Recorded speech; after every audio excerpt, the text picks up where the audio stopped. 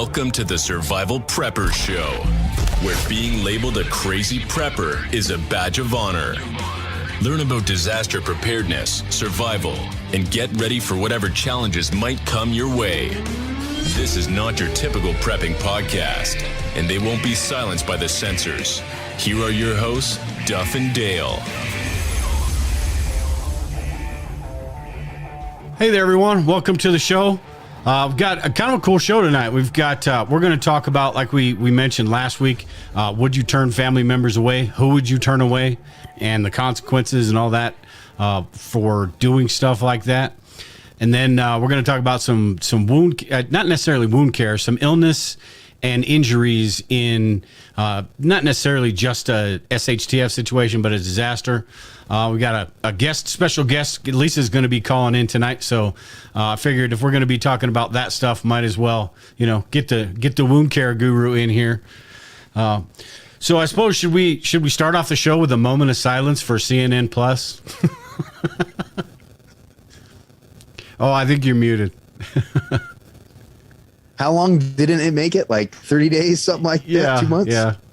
And it's kind of funny because, and this is kind of off the point of everything we're going to be talking about tonight, but I just wanted to bring it up because it's kind of funny because when they did that, I thought, who in their right mind, the network itself can't get the ratings, but they're going to do a paid service. So I think it's pretty funny. They got all those people over there and paid millions of dollars and squat. Oh, yeah. No, I think they just thought that that they were just missing people on the internet. Like they'd get people and it died. I'm most happy because wasn't it Chris Wallace that went over there? Yep. Right. Chris Wallace, who as a reporter got in the middle of the presidential debate and like ran his suck on that. So yeah, I'm kind of happy he went over there, head up their flagship, and he went down in flames. Yeah. Me too. I'm just happy to see anything just go down in flames with CNN, and it happens all the time. It's fantastic. So, at any rate, tonight for the members show, the after show, we're going to be talking about some shelter stuff too, and I've got some really cool stuff that I put together for that. So that's going to be an awesome video. If you are a member of the Bug Out location, you should have gotten the email. Like always, if you didn't, just go to your profile page over at the Bug Out location. And if you're not a member, you can become one over at thebugoutlocation.com. But that's going to be a cool video tonight. But I suppose what we'll do is we'll just start with the article that I have over at Survivalist Prepper. And Lisa and I did a podcast on this a while back, talking about would you turn family members away? Who would you turn away, basically, and all of that stuff. And it's really it's kind of a tougher. It's kind of tougher than most people think, because it's not a lot of people, like I wrote in this first paragraph, a lot of people think that it's cut and dry, right? Nobody's coming to my house, or I'm sending packing. Sometimes it's not that cut and dry, right? Because there's consequences and repercussions to making those decisions, right?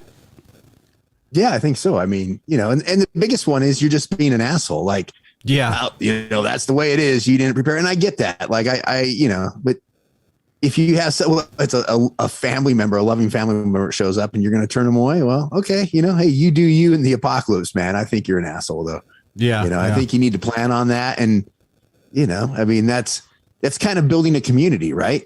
If you turn everybody away, you're not building a community. You're doing the lone wolf kind of thing, right? On your own thing. It's, I'm not saying you have to take every Tom, Dick, and Harry, but at the same time, come up with a way not to have to do that, and come up with a way to maybe try to help people as much as possible and still, keep what you need going on. But yeah, I think that you see that in so many prepper groups and stuff, all the people that are the hard ass, I want nobody else allowed. That's it. And like, okay. Yeah. Yeah. Like you said, see how that works out for you with, those decisions have repercussions. If people are really hungry and they know you have food, you just turn them away. Maybe they go away. Maybe they go away and tell somebody else. Maybe they go away and get somebody else and come back. Yeah. It's just not that cut and dry. And like I talked about when Lisa and I did this podcast, I have my son who's got a fiance. My son going to be here 100% when that stuff goes down. But it's the people that come along with them that we had to have that conversation about who was, don't bother we talked about his fiance in that show, and luckily that's not his fiance anymore, but about how, her family, although, it's not, load up the minivan and bring everybody over, because that's just not, it's not going to work out that way. So you do have to think about those things. There are going to be some people that you want there, but they're going to have people that they want there, and you've got to, figure that stuff out now. Yeah. Well, and that's what you're doing, right? When you had that conversation with them, you're talking through those scenarios. The problem comes in when it's the people that say, I'm not going to let anybody in. And that's your whole plan. I'm just not going to let anybody in. That plan might work for you. I don't know. Doesn't seem like it's the best thought out plan. There's always going to be, wrinkles in your thing. Okay, what happens if, so-and-so shows up? What happens if so-and-so and 10 show up? How are you going to deal with that? Working your way through it, trying to figure ways out of it that cost you the least amount of headaches. Yeah. It's those repercussions. In this article, I've got some bullet points that I'm going to go through that things that we should think about, things that we should consider when, talking about who's gonna be able to stay, who's not. And it's going to be decisions we have to make on a person by person basis. You've got people that you work with that may, end up at your front door. Now that would be somebody different than immediate family members. So that you may have to approach that you would have to approach that situation differently. But at the same time, you turn somebody away. What are their next actions going to be because of that? If you've, talked about your prepping and talked about your food storage and all that to these people, anybody you've basically talked to it about, they're going to know what you have. So if you turn them away, there's going to be resentment there and stuff like that. But at the same time, you can't just let them in because, you only have a finite supply. So what do you do? Yeah. Well, again, that's where I think it all comes down to what you think about ahead of time, because it's not that I don't think it's the initial problem of telling someone to go away that becomes the problem. It's, what do they do now that they're gone? So, is your plan to blast everybody that comes up to your door? I mean, if you live in an area where like your house is set off a road and you can put stuff up to keep people away, like, hey, just stay the hell off. If the world's gone to hell, again, work your way through that. When someone's standing right at your door, especially if you're in the city or in a, some kind of, some place with a lot of people, and someone's standing at your door and they want you, hey, I want to come in. I'm Bob from down the street. Now, those situations can just develop and go in all kinds of crazy directions, especially when, for a lot of us, people know we're preppers. Yeah. All right. So I've got a couple of points that I wanted to show here. And I've got this missed it by that much. First of all, it talks about basically everything that we were just talking about. You need to decide who could stay, who's going to go. Those tough questions that you need to, ask yourself and think about your responses on an individual basis. Now, this kind of goes. I mean, this is probably different for everybody. If you're that personality that is really out there talking to everybody and that I'm going to help everybody, you're going to make different decisions than that person that's really reclusive, that doesn't, really tight-lipped and all that stuff. They're, a person like that probably not going to have to make a lot of decisions, or the person that's talks more is going to have to make more decisions like this than the person that doesn't. So I guess the first thing you'd want to think about is how close are they? Are they, family members, or is it your third cousin from, 3 generations out that all of a sudden he's heard through the grapevine the family members are all coming to your house or whatever, and he's going to show up at the door too. That the response you give that person is going to be completely different than the response you give. Maybe you've got a cousin that you're almost like brothers or sisters, really close. If that person shows up, you're going to be completely have a different conversation, basically. Yeah, Uncle Eddie, man, you don't want Uncle Eddie around. No, I mean you got him around for Christmas and Thanksgiving and stuff, and he's a pain in the ass.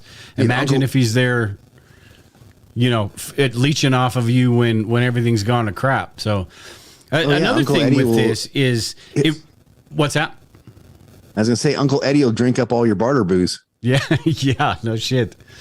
Another thing with this is it really depends on the disaster. We think of this as in the large scale SHTF Mad Max type situations, but honestly, there's a lot of in between before we even get to that point. So if it were something like a Katrina, hurricane, natural disaster, something like that, the odds preppers would probably, and I don't know, I'll get your opinion on this, but we'd probably want to help as much as we could. And that doesn't mean giving away all of our food supply and doing all that stuff. But in a situation like that, we would be more likely, knowing that there's an end in sight, I think we'd be, I would anyway, more likely to go lend a helping hand. If the neighbors were, hungry or whatever, just needed a leg up for a little bit, I would probably do something like that. In a large scale situation, it would be completely different. Yeah, I think that's the deal, like you mentioned, right? If there's an end in sight, just kind of like what you said, if there's an end in sight, it's like, okay, I can give away a bunch of my food because there's an end in sight and I'll be able to restock, and you get rid of a bunch of the food you really didn't want around anyway, or whatever you do. But if there's no end in sight, then that changes the dynamics a lot, right? Because if there's no end in sight, then there's an end in sight of your food. Yeah. Yeah, exactly. And the other double-edged sword with that as well is if it is a small scale type situation, something where you are helping out the neighbors, you're kind of letting the cat out of the bag right there too. So if that happens and you're helpful and then something big happens, you've kind of opened the door up there, like feeding a cat. You feed the cat once and then it keeps coming back. Yeah, I love it when cats come back, man. Cats are awesome. Well, I think too, that's where you have to understand your values, right? Like you have to understand by going through this, what's in alignment with your values. Can you turn people away easily? Yeah. Like, is that you? Or maybe it is, go through that, but understand what your values are. Cause I think sometimes when it gets, if times get real hard, that's all you're going to have to go on in a lot of ways. Yeah. Yeah. Yeah. The next point I've got here is, talk to your family about it. Make sure that they have an opinion. Make sure that you're taking their opinions into account, because if you're not, when it comes down to it, and say you make that tough decision of, no, this dude's not coming or this person's not coming, the wife or husband may not agree with the decision you made. Now, depending on the dynamics of your marriage, it may not matter as much. But I know for me, it would come down to, there wouldn't be an argument or anything. It would be I'm saying no. And if Lisa says yes, I better get ready, because I better make sure there's enough food and all that stuff, because that's just the way it's going to go. But have that conversation. So with your family. Saying is you have to check with the command sergeant major. Yeah, basically, yeah. You got. That's a good way to be. At least you know the structure and the pecking order. I can plead my case, and I can. It kind of like a debate in politics and all that. I can put up the best argument I possibly can, and usually she'll agree. But if she doesn't, I'm not going to say no. So, or she'll do the typical woman thing where she's like, okay, that's fine. And then right there, okay. You're in such trouble. Yeah, get in here, you asshole. All right, so ask your family's opinion. The third point I've got on this article is third and fourth, basically, is when you're thinking about whether or not you're going to let this person in or who you're going to let in, you got to think about how helpful have they been and how helpful would they be in some sort of situation like that, because that's going to be that's going to play a big factor in how successful this little roommate situation is going to be. Because if they're going to come in and they're going to leech off you, if they're like you said, drinking all the barter booze, that may not work out too well. But if they have been helpful in the past, and hey, this is a good person to have in our group, in our situation, that may be the thing to do. Well, yeah, I have friends that aren't preppers, and they'd be really handy to have around because they're like little MacGyvers, right? They can do it. They can do all lots. I'm not a MacGyver when it comes to fixing things. I'm pretty good at breaking them. That's about the extent of it. So, having people around that can do stuff that oh, hey, I'm late to the party of doom and gloom, but hey, you can't fix your own stuff that well. So, hey, there you go. You work it out. Yeah. Yeah. Let me go to the next one then. This is a really important one, I think. And this is what challenges do they bring? Because if you are going to this is all the stuff that you really have to think about beforehand. If you are going to let somebody into your group, say you've got a coworker that you're really good friends with and they know about your stuff. And if they were to show up at your door, you're not going to be able to say, just eat rocks, get out of here. So you're going to have to figure out what challenges they bring, what things you're going to have to deal with. Because if you have to think about those beforehand, because when that situation comes up, and it inevitably will, you've got to be able to address it before it gets so bad they're down in your food stores or whatever, and just eating everything up, and then all of a sudden your year's worth of food turns into 6 months because they feel like it's Christmas time. Time at the household, you got so much food in there, you got enough to feed an army, when in actuality we don't. So, and what are they going to be able to do? Because like you mentioned in the very beginning, you talked about nobody can do it alone. Hey, did you just hit some button over there and got some music going?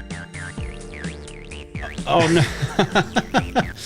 No, I've got my phone plugged in because Lisa's going to be joining us. And that was my alarm clock for. Oh, I thought you just hung up on Lisa. I was like, oh. No, that's my alarm clock for feeding the horses, and I forgot to turn it off. So, so that you didn't feed the horses today? No, she's on vacation, or sick leave. But yeah, so she's here doing all that stuff. But at any rate, yeah, sorry that derailed the whole conversation there. But and then the last point on this. Or there's a couple more, but one of the last points on this is the double-edged sword, and this is kind of what we alluded to in the beginning. We can't do it alone, but at the same time, you can't just invite everybody and their brother in. So as much as we'd love to say, hey, nobody's coming, unless you have some predetermined situation, a predetermined group of people that know what's going on and all that stuff, then you've got that figured out. If you've got the prepper group and all that, fantastic. At the same time, though, maybe it would be a little bit easier for a prepper group, right? Because you've got more structure, you've got more people in the conversation. So if somebody, say you've got this group and you've got a buddy that comes into the group and they say, hey, how about letting me in and I'll help out and do this stuff. The whole group could be the one saying, no, we're not doing this. Yeah. So it'd be a lot easier. And you have, sometimes it also has the ability to absorb that impact too, right? If one person comes in and there's 20 people that are all stocked up on food, it's a lot less of a hit to everybody if you're working as a community. I think it's the big thing, is just understanding what your community looks like in relation to whatever kind of event you're in. If it's if the world's falling apart kind of event, well, what does that community, that support system look like? Because if you're going to do it on your own, well, that can run into problems. And if it's not the end of the world, well, what does that look like for you? How do you get along with your neighbors, and maybe not your neighbors, maybe friends that are in other areas? What do you do? Yeah. And then in this article, I've got how much extra do you prepare? Because there's only so much we can do. And this is, I think, one of those things where you're talking to somebody and maybe they come over and they ask you about this. You can be, there are ways to tell somebody no without being a complete dick. And I think that's kind of how I am. And again, people are different, but I try to de-escalate a situation before it turns into something a lot larger. So with this, I mean, there's little bits you could do. Maybe there's a, hey, you know what? We're going to be struggling too. I can give you this can of stuff here. I can give you this can of stuff here. But, that's about all we can do right now. As far as you staying here, I don't know if I don't know if that's going to work, because say we've got the kids, we've got people that might be coming in the future, and stuff like that. So it's kind of knowing what your boundaries are beforehand, before those situations even arise. And like I said, not every disaster, most disasters are not that large scale disaster like that. So, it's understanding what you have on hand too. Like, what can you support? What can you absorb? But do you plan on that ahead of time? You say, hey, we should probably, have an extra year's worth of food or 6 months worth of food or whatever the food is for an extra person or this many extra people, which if you don't ever have that many extra people, then it's just more food for yourself. But plan on that ahead of time so you can figure out what you're going to do. Or let's keep some extra food so we can tell people, we're down on our luck, but hey, here's the last couple of days that you will split our last couple of days of food, nod, wink, wink with them and give them a bag of stuff to go away. And sure, you might set up a dependency where they come back, but trying to figure your way through it now rather than at the time is probably a lot better than not. Yeah. Yeah. The last point I have on this article is the come to Jesus talk. Regardless who you let into your group, you're going to have that conversation. You're going to have to set your expectations of what exactly, what it means for them to, be invited basically, or to be let in. So it's not, chowing down all the food supply. They're going to have to be useful. And that's why it's important to understand, have they been helpful before and what could they bring to the table in that type of situation? But you're going to have that conversation of this is how it's going to go. And you're going to have to do these things if you want to stay here. And then if they don't, you've got to be prepared to end that as well. Stick to your guns and say, hey, you're not pulling your weight. Time for you to pound rocks.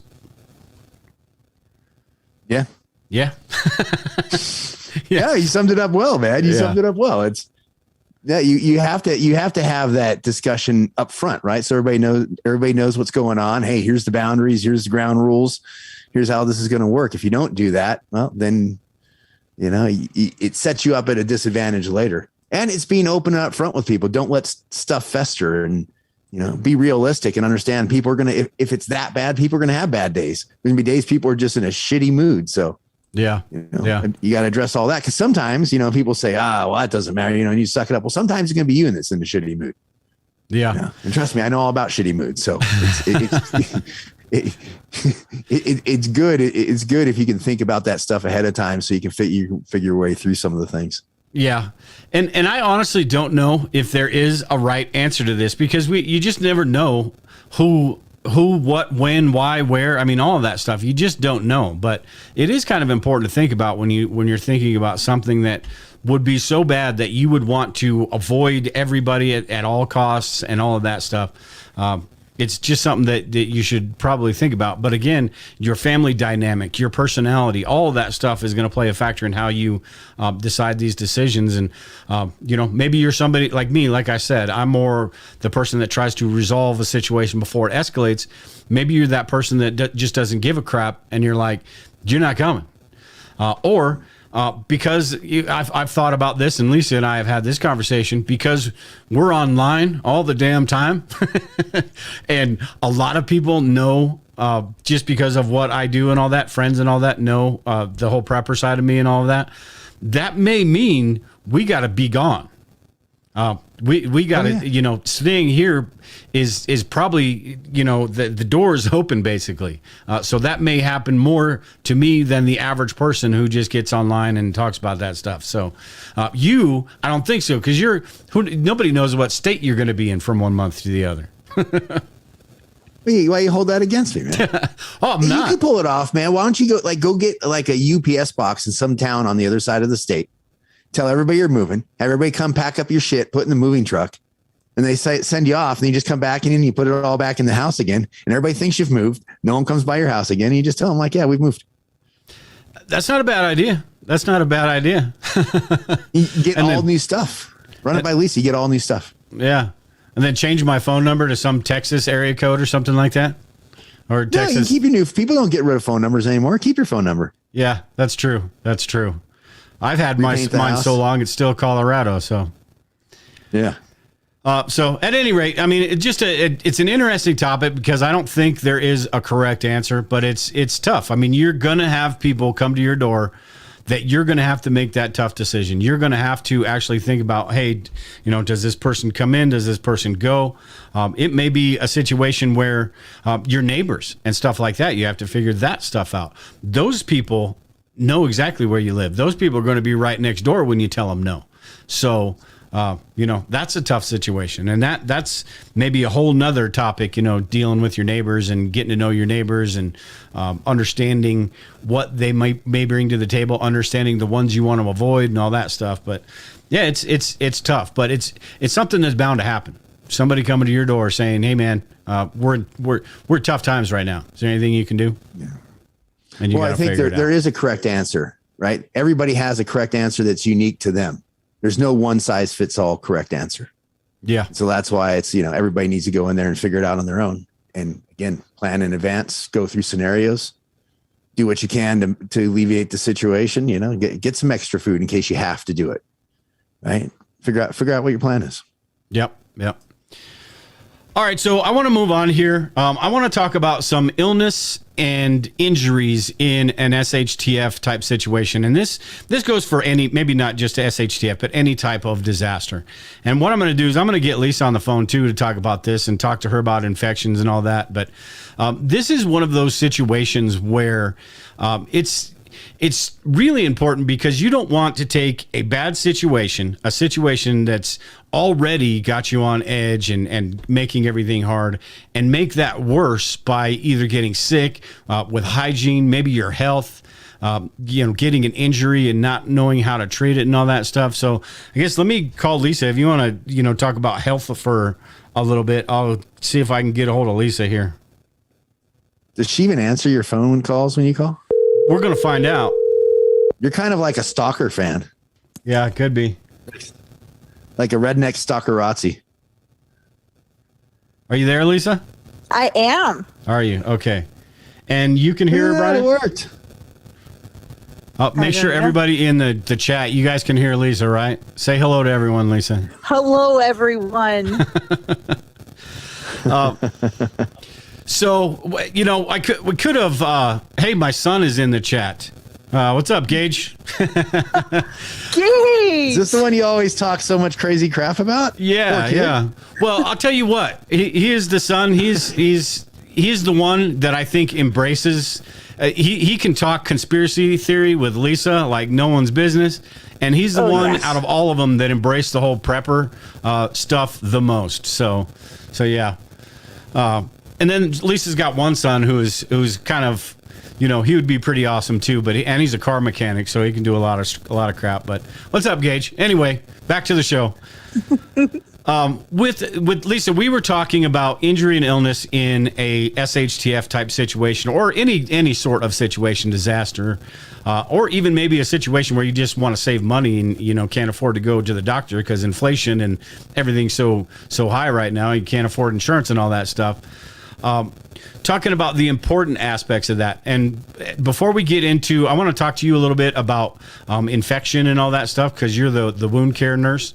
But we were talking about health. And I think that, it's not something you think about with injury and all that. But if you're in a situation where you do need to bug in, or you're going to be doing a lot more work, if you're not physically ready to do that stuff, there's a higher likelihood of getting injured, correct? Yeah, absolutely. Good answer. Boy, you guys are just talkative tonight. Siri just said something to me on my phone. That was weird. But health, your diet, all of that stuff, doing the walking and all of that. Yeah, you got to get in shape now before you need to be in shape.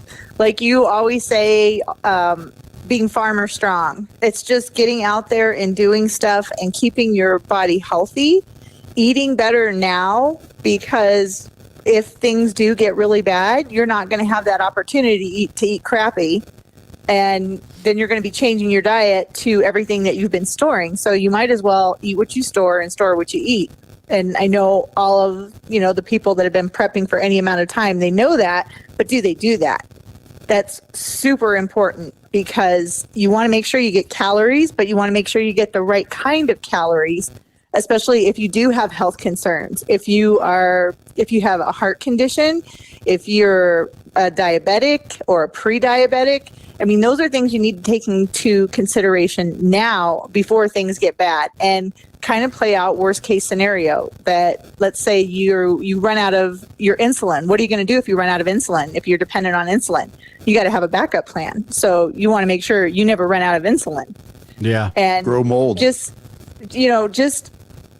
doing things now in just planning ahead and always planning for the worst case scenario. Like, I mean, just as an example, like right now I'm home sitting on my butt doing nothing because I had foot surgery and it sucks. But I mean, that was an elective procedure. It was planned. So probably a month before, I started planning ahead. Okay, this is what I'm going to need to do in order to recover better and faster. And the biggest thing is letting someone else help you. And that's the hardest thing. If you're not used to having someone else help you, you need to get used to that now, because if you are down and it is a disaster situation or whatever, you're going to have to rely on someone else to help you in order for you to get better faster. Yeah. Hey, real quick. I bet you're not used to getting a lot of help up there, are you? No, he's a good helper, and actually he's keeping me resting, and he keeps calling me out like, I don't know if you should be doing that. Hey, real quick in the chat, Kel Pot said, "Great tune in for the great to tune in for the first time at the moment Lisa comes on." And then Yes. Stryker said, "Why are we listening to Dale when we have Lisa?" Have I said lately how fantastic our group is? Hey, Lisa, what do you say to the people who say, well, if we know hard times are coming, we won't have a bunch of, like, all we'll have is like whatever food we can grow or that we stored. So why shouldn't I eat all the McDonald's and Jack in the Box I can get my hands on now so I can dream about it? You shouldn't eat all the Jack in the Box and the McDonald's now, because number one, it's really unhealthy for you. And number two, when you're going to go through withdrawal, like people go through withdrawal of alcohol, tobacco, or even, some drugs, some may be recreational, some may be not so recreational, but you go through withdrawal with that. So if you are all of a sudden, you have no fast food, you have no 7-Eleven down the road, you can't go get anything, and now you have to start eating healthy, it's going to take your body time to adjust to that new diet. So the best thing to do, and I know it's easier said than done, but start cutting that stuff out now. The processed food, the junk food, start eating better, and you're probably going to feel better. I mean, even like right now, short term, and you're going to have more energy. Something else to consider, and knowing things like if you do have insurance right now, do you know what your lab values are? Do you know what your A1C is, that's an indicator if you're diabetic or pre-diabetic, or if you have, good blood sugar. Do you know what your blood pressure is? Do you know how to take your blood pressure? I mean, these are all things that we should be doing now. And because if there are problems, if you have high cholesterol, if your blood sugar is getting higher, these are things that you can, work on now, so that if something bad does happen, then you don't have to go to the doctor, hopefully. Yeah. Well, hey, you had mentioned, changing the diet, and I think regardless of how we eat now, it's going to change in, it's something that is a little bit longer term. During the pandemic, maybe it changed, it got more junk food stuff. But dude, you guys had a power outage for 2 hours, and you're out on the barbecue trying to roast hot dogs, bro. Yeah, but that's not. And then you didn't have any propane. I could have just got in. You had a 2-hour apocalypse. I could have just got in the truck and went down to Jack in the Box and some problem solved. But instead, I tried to hone in some skills and my problem solving stuff and all that stuff. But you talked about how diets would change, and regardless of how you eat now, it's probably going to change in a situation like that. So as far as medications, what do you keep stored? The first thing that comes to mind when I think of your body adjusting to all that stuff is the Imodium and the gut issues, right? Yeah, absolutely. And that's a really good point too, because what happens if you run out of water, and where's your water source? And if we went out back to our pond and started drinking out of our pond, we're probably going to have some GI issues if we didn't filter the water. So you need to have Imodium, you need to have Pepto-Bismol, things for diarrhea. But then at the same time, you probably also want stool softeners, because depending on what your diet is, you may get backed up. And that's not any fun either. So, I mean, I think having a nice supply of over-the-counter medications is always a good idea, because, you know, what happens when you get a toothache, usually in the middle of the night, or your legs start cramping up in the middle of the night? Do you want to go to the store? No. So make sure you have those type of medications, over-the-counter medications, vitamins, supplements. Those are all good to have, not necessarily like a long-term stockpile, but have at least 2 months worth of, Advil, Tylenol, your Imodium, your stool softener, your vitamins. If you take fish oil, which I think a lot of people should take fish oil, your fish oil, all of those things you should have like a little backup supply of. If you have prescription medications, then you really need to talk to your doctor about maybe making sure that you have a 3-month supply of medication as a just in case. Yeah. Hey, Brandon in the chat said he was talking about the power outage we had, and he said at least he's not roasting the horses yet. I figured that was going to come up. Yeah, he did not roast the horses, thank God. Yeah, I mean, maybe if we would have went into hour 3, I'd have been thinking about it. What's that, Brian? He had no fire. There was no fire going on. You couldn't roast the horses. You'd have to eat that raw. Oh, I got the fire going. I'm a prepper. Of course I got the fire going. Hey, this is some good stuff. The silver, colloidal silver. Oh, yeah. Argentin 23. Man, I love this stuff for infections, all kinds of stuff. Cuts. It's great.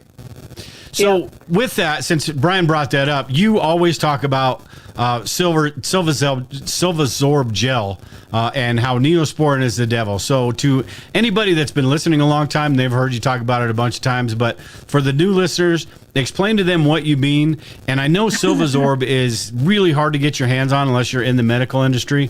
Maybe talk about some of those, some alternatives to that as well, like Brian just showed. Well, the biggest thing, the reason I say that Neosporin is the devil is because I've seen what happens when people use Neosporin incorrectly, which most people do use Neosporin incorrectly. And the reason it's not good, it was probably good at one time when it first came out, but we've overused it. We've just like with antibiotics, we've overused them. So there's a lot of bacteria that's now resistant to either 1, 2, or all 3 of the antibiotic components that are in the Neosporin. So when you're putting Neosporin on a wound and the bacteria is resistant to it, you're basically creating a perfect breeding ground for more bacteria. It's damp, it's dark, and there's not a lot of oxygen getting through the huge thick coat of Neosporin that you use. So you're making a perfect breeding ground for bacteria. And if you have an opening in your body, that's the worst thing that you can have, because your skin is the biggest organ of your body. And if bacteria can find its way in, it's going to. We all have bacteria on our skin. We have staph on our skin. We have strep on our skin. It's just like a symbiotic relationship that we have with this bacteria. But once you get an opening in the skin from a cut, from a blister that pops open, or like some kind of penetrating wound, well, you've just given an opportunity for that bacteria that lives on your skin, normally you have a good relationship with, now it's going to go inside of you. So that's when you end up with an infection. And if you're slathering Neosporin on something, then you're just kind of helping that bacteria along. Another thing, neomycin is one of the components of Neosporin, and a lot of people actually have a sensitivity to it. So when they put Neosporin on their skin and they're sensitive to neomycin, you get an allergic reaction, which is usually, you can have like some little a fluid increase. You can also have redness and swelling. Well, when you see redness and swelling, most people realize, oh crap, that's infection. So what do? They put more Neosporin on. So it's just kind of a perpetual back and forth, and not a good thing. But what's nice with the colloidal silvers, either ointments, gels, dressings, silver is nature's antibiotic. And to my knowledge, at this time, there is no bacteria that is resistant to silver. Now, you don't want to use silver long term. So let's say you have a chronic wound on the bottom of your foot and it's not healing, and you keep putting silver on it and nothing's happening. So pretty much the golden rule for a wound or a dressing is you try something for 2 weeks, no more than 3 weeks. If it's improving, great, keep doing it. If it's not improving in 2 to 3 weeks, then you stop using it no matter what it is, and you switch it up. You change, you figure out something else that's going to help that wound heal, because obviously whatever you're doing right now isn't working. So same thing goes with silver. I mean, but like you said, Silvazorb is my most favorite, but they do have different gels. And like what Brian showed, the colloidal silver, lots of different options. And silver is wonderful for keeping something nice and clean and hopefully healing and then sealing up that opening that you have in your skin. Yeah. Oh, hey, when you first got on, I was going to put this conflicted question up because I want to get I want to get everybody's thoughts on it, but let me put this up. There we go.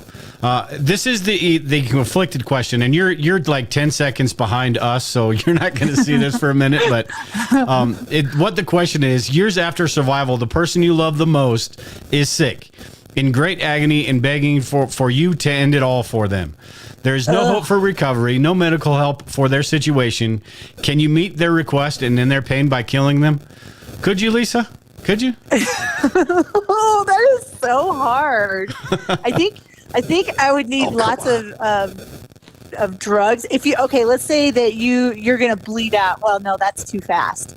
Something bad has happened to you, and I know you're not going to survive, and you're suffering. Yeah, I could end your life. Sorry, Dale. I'm going to get Brian's thoughts on this too, but I think, my personal opinion, that's rude as hell to even ask me to do that, because you're putting. Not only does that person, would I have to do something like that? I'd have to live with the fact that I had to do something like that for the rest of the time that I'm around. So I think it's just rude. What are you going to do? Sit there and just like watch them to die and like, how you feeling, honey? You guys are both talking at the same time. What were you saying, Lisa? I was going to say, well, then I'll off myself, so then I don't have to put that guilt on you. That's what I would do. Yeah. I would crawl. I'd find a gun. I'd crawl somewhere, and I wouldn't put that on somebody else. But that's you know what? Point. If there were no other choice, I don't know. What would you do, Brian? Plow? Dude, I'd do you like straight up zombie style, like knife through the ear or something, man. Like, dude, you're dying. I'll sit there and watch you suffer, dude. Suffering's horrible. That's why they call it suffering and not happiness. Yeah. Like, I don't know. I mean, hey, it sucks, but it's like, like the way they word that card, there's no help. They ain't changing. They're dead. Like, it depends on how long you want to let them sit there and suffer. Like, at some point, I'm going to be sitting here like whatever it is, fading away, doing something. I think that, hey man, it's a lot different. I just did it to my 2 cats in the last 6 months, right? Like, that's what I was just thinking about too. We do it to pets. Like, why is it okay? I'm ending your suffering. Like, we go in like it's all this great thing that we're doing for our pets and all that. But then it's like, well, it's someone we care about. I don't know. I mean, I'm not saying it wouldn't suck. I'm not saying it wouldn't be, but anything but incredibly difficult. And I don't know, man. You watch somebody suffer long enough, it might make you, help out. Yeah. Well, and her brother's a doctor and stuff, so maybe we ought to get some some medicine and stuff to just put you to sleep forever, and then it's nice and painful and all that stuff. I don't know. It'd be a tough situation, though. Go get some fentanyl patches from someone. Yeah. Yeah, it'd be a horrible situation, man. I mean, that's the whole thing. Like, why apocalypse or shit? It's not the flowers hit the fan. Yeah. It's the apocalypse, man. Like, that's what we prep. So if you're going with what those cards say, now I would make sure it's like you said, or we were talking about earlier, right? You're not recovering from this. Like, there's no coming back. Because you figure out if you have alternatives. But yeah, that I don't know. Yeah. All right, before we let you get out of here, Lisa, I got one more thing I want to talk to you about. You had talked about cuts and stuff like that, and I wanted to talk about the pros and cons of stitches, because it's a huge topic in prepper circles, and I think we talk about it. We probably talked about it 5 or 6 times. But some of the alternatives and some of the precautions.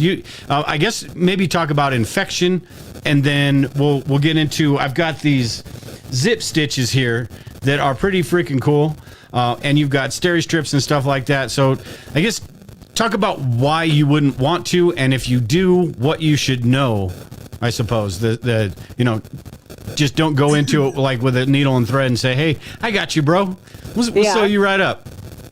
Well, I think, and if you've never stapled or stitched a person, you have no idea. I mean, it sounds really cool. It's like, oh yeah, and I would do staples before stitches because staples it's much faster than doing stitches. And there is definitely an art to suturing a wound shut.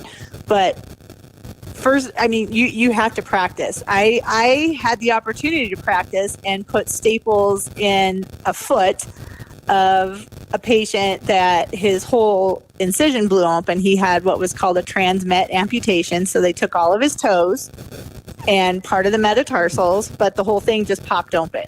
So that was my first experience ever doing staples. So you need someone else to help you because you've got to get both of the edges of the skin together. And at the same time, you're putting the stapler in. Well, if you get the stapler too close to the edge, it's just going to rip through the skin. And it's going to be really painful for most people. It's also going to bleed a lot. So then you're not going to be able to see what you're doing. So, and I've actually talked to some of the surgeons that I work with, and their feeling is basically the same as mine. If somebody ends up with, let's say, a knife wound or a puncture wound or something entered their body, and you're like, oh, I'm going to suture that, or oh, I'm going to staple that.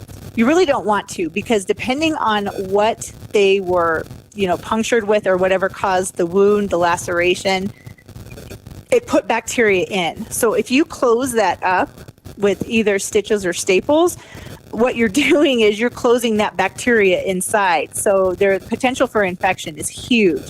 But if you do have something like even something as simple as steri strips and something sticky for it to stick on, that would be tremendously helpful, because then you can bring the edges of the wound together but leave some opening so that if there is stuff that's inside that needs to come out, it can still drain out. Those zip stitches, those things are so cool. Those are awesome because you can bring the edges of a cut or laceration, whatever, together, and you can actually move it farther apart, so you can leave room for the wound to heal by what they call I think it's a secondary intention. I think that's what it's called. I can't remember. I went to school a long time ago for this. But it's better to leave something open rather than to seal something inside of a person with sutures or staples. And the surgeons that I've worked with, they say the only wound that should ever be sutured or stapled is one that was made in the OR, because the person is typically on antibiotics. It's a sterile environment that they made that cut, and then it's sterile as they close it. So having something be open, it's better to heal that way. Yes, it's going to take longer to heal, but it's safer, especially if you don't have any experience doing sutures or staples. But I don't think I would ever staple someone or suture someone unless I was doing surgery on them, which that will not be happening ever. I was sitting here trying to find a video of people suturing pigs, because that's how a lot of people learn. And this is all I could find. I was finding pictures of how to stitch pictures of pigs and all sorts of crap. But it is one of those things. I think Misreading the River said last week, he's like, just irrigate the wound. But if you don't understand the basics of this stuff, you could do a lot of damage by closing that stuff up. And at least with, let me pull up this picture, with these steri strips or with these zip stitches right here, at least this is something that's temporary. And these are, I think they don't have this actual brand, Zip Stitch brand. These must be medical or something on Amazon anymore, but they used to be really expensive. These ones are like $12, so not a bad deal. You've also got the steri strips, which are really, really easy to use, and they're basically just like tape. They got 4 strips like that, and they're really adhesive, so they work well too. I mean, there's different options than the something that's permanent like stitches, because if you do put stitches in and you didn't irrigate that wound correctly and do all that stuff, you're closing all that stuff in, right? And Brian, I think you probably have some experience with this as well, being, well, I don't know, EMT, you probably didn't, you just wrapped it up and let somebody else do the stitches, huh? No, we stitched overseas, but you got to be careful when you do stuff. If you're not, don't go messing around with somebody's body if you don't know what you're doing. And taking a class for, on a weekend doing an hour of sewing up a pig knuckle doesn't teach you what to know what you're really doing. Like, yeah, have you done it? Can you maybe do it in an emergency? Yeah, maybe. But again, there's all the irrigation, there's cleaning it out, there's the infection that can happen from it. So, you have a lot of options in there. Bandage it up, stop the bleeding that way. That's a good way to get started. Yeah. So if somebody is concerned, and this is not just a wound that needs to be stitched, and then we'll let you get out of here, but if somebody is concerned that, some sort of wound, whatever it may be, is getting infection, what are some signs for them to look for as far as if the wound is healing or if it's getting worse or infected? If a wound is infected, you're going to have nasty smelling drainage. Not necessarily all of these things, but these are things that usually tip you off that there's an infection going on. It's not getting better over time. It's actually getting worse. It's not healing. And you know what a wound looks like when it's healing, because it gets, smaller in size.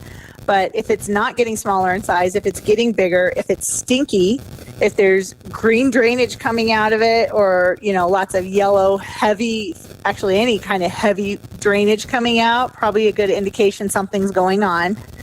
Redness, swelling, and pain. So if you have somebody with a wound and they've been doing well and you're giving them Tylenol or ibuprofen to help manage their pain, and then a couple of days later you notice it looks red, and red usually is like a sunburn or a lobster red. It's hot. They start running a fever. That ibuprofen or Tylenol isn't managing their pain anymore. That's usually those are your really good indicators that you've got an infection going on.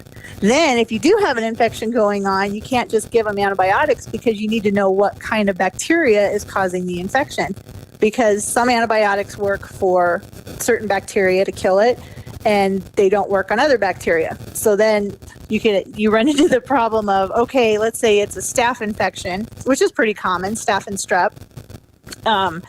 But you give them, I don't even know what the sensitivities are, but you give them something that will kill strep. Well, some of that strep bacteria on your skin actually is helping keeping that staph bacteria in check.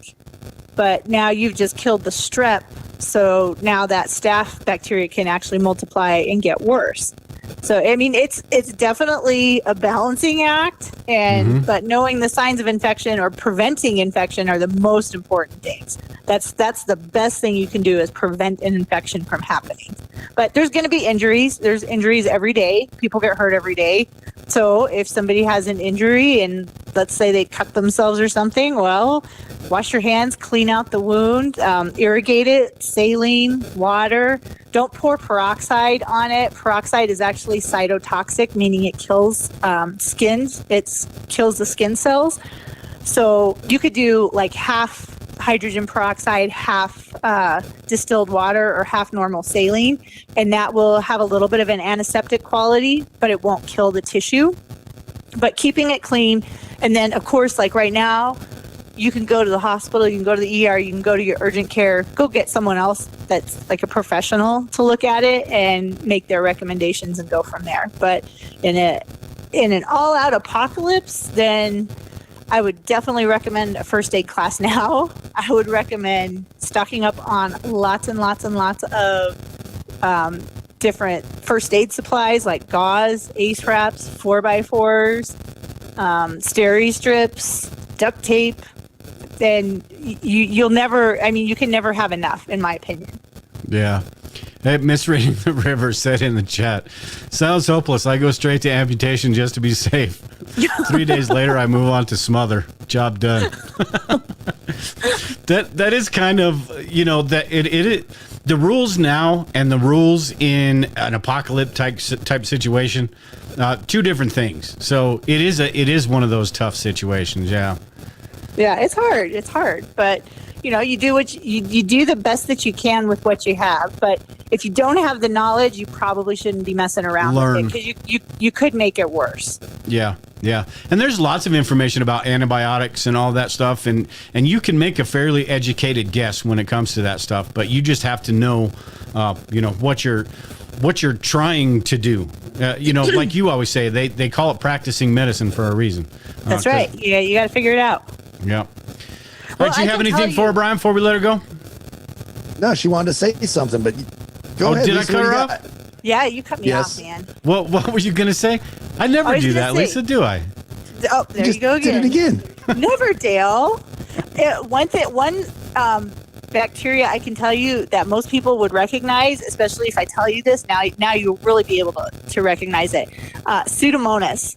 Pseudomonas is a very strong bacteria, but it has an odor that smells like rotten grapes, that even if you clean the wound with alcohol, you will still be able to smell it. It is the most putrid smell ever. And it has a really nasty, thick, green discharge. So if you see green discharge and it has a really nasty rotten grape smell, like fermenting grapes, good chance you got a Pseudomonas.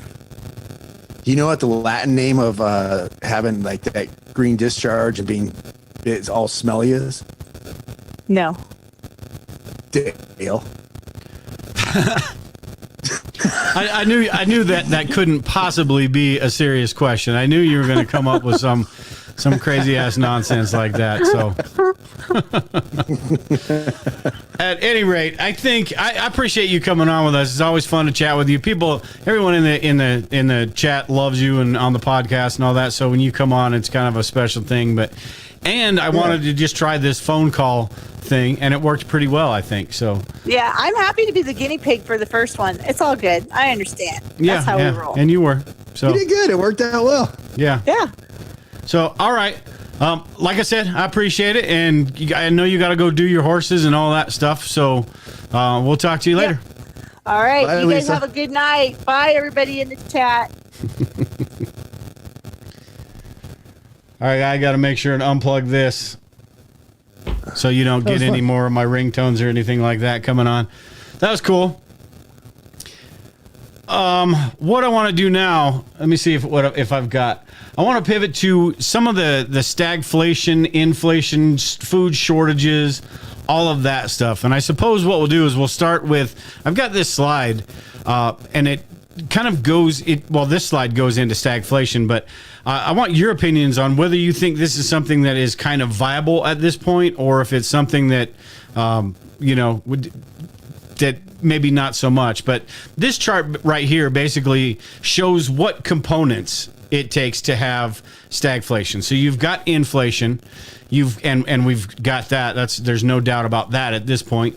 Low GDP, and I'm not quite sure exactly what our GDP is, but my guess is it's not all that great. And then you've got high unemployment rate, and then recession of most economic activities. And that one's kind of tough because it's with the pandemic and everything. There was a recession of a lot of economic activity. So even if there is a recession of economic activities now, it's higher than it was a year ago. Does that make sense? Mm-hmm.